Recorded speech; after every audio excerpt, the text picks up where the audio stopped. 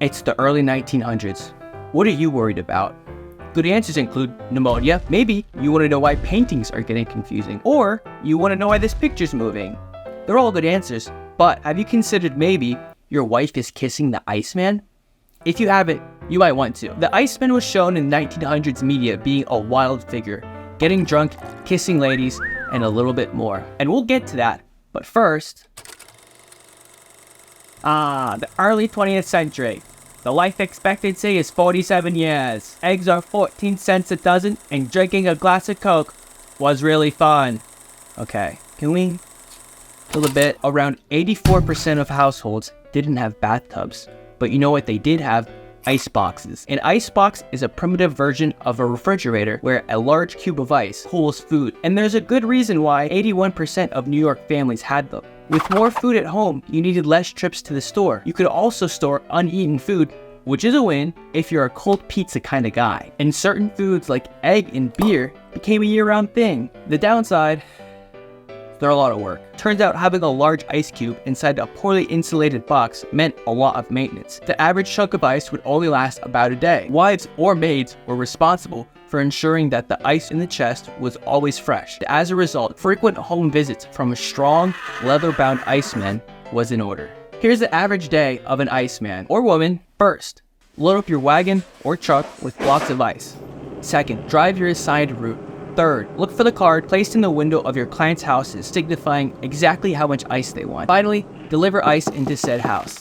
Some houses were equipped with a special built slot for the ice, but more often than not, the Iceman would be invited inside to place the block of ice into the box directly. The cubes of ice were really heavy. That meant to be an Iceman, you had to have a lot of strength. But there was another trait of the Iceman. From all the research across the internet, I have learned that to be an Iceman, you also have to be handsome. I mean, come on, look at this, right? With looks like that, I'm surprised the ice even makes it to the house. Because the icebox became so important in the lives of families, the Iceman became something a character in everyday life. There are stories of Icemen pulling up to cul-de-sacs and being bombarded with children, hoping to be gifted with shards of ice on a hot summer day. Entering into the houses, Icemen often experienced hospitality from the wives or maids. A news story from 1916 told of an Iceman who was arrested for driving a wagon drunk.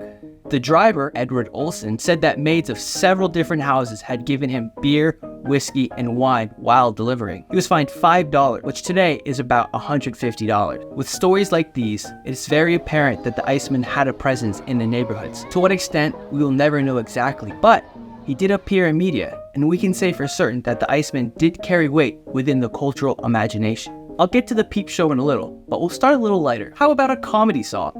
Meet the 1901 hit, How'd You Like to Be the Iceman by J. Frederick Helf and Edward P. Morin, performed by William F. Denny. Let's give it a listen.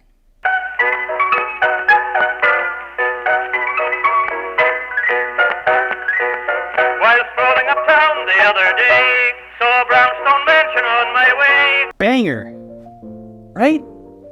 So, it may be a little bit dated, but for something etched onto a wax tube and heard through a cone, it's not bad. It's better than anything I've ever made. The lyrics depict an Iceman going through his day trading cakes of ice for drinks, groceries, and kisses. Icemen love kisses. One particular lyric strikes at the devilish nature of the Iceman. For every girl, a kiss is his prize.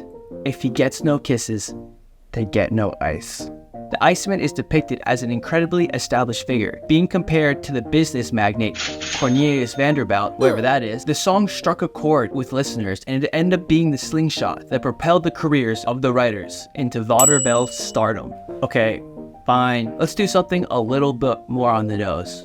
Or should I say, on the lips. This muniscope depicts an Iceman delivering a cake of ice and then receiving a kiss.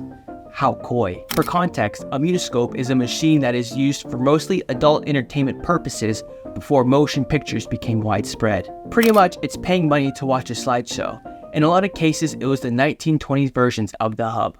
It seemed like the Iceman couldn't be stopped.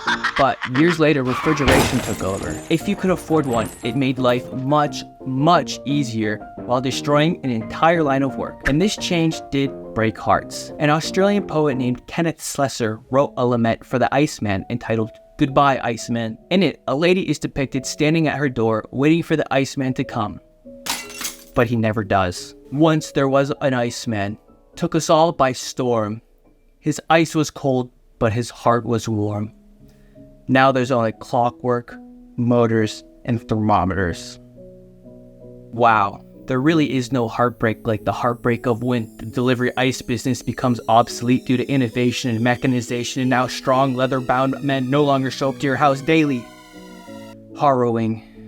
It really is. Now, I have been gassing up the Icemen, calling them handsome and strong and handsome. But not every frozen water courier was that way. With the Icemen comes Ice Boys. A song written by Arthur J. Lamb tells the tale of a different temperature. In the song, all she gets from the Iceman is ice. A woman named Jane is seduced and marries an Iceman, but he had no money and got cold feet, so they ended up divorced. The fiery romance ended up but a puddle. The song concludes, Time's gone by, and though I hate to say it, alimony, he don't ever pay it. So at last I acted on a friend's advice, and I take it out in ice. Although the Iceman has been replaced by a metal box, the spirit lives on. Today the same jokes are applied to pizza guys, mailmen, and pool boys, which is crazy because this just started as a joke, but here we are. Anyway.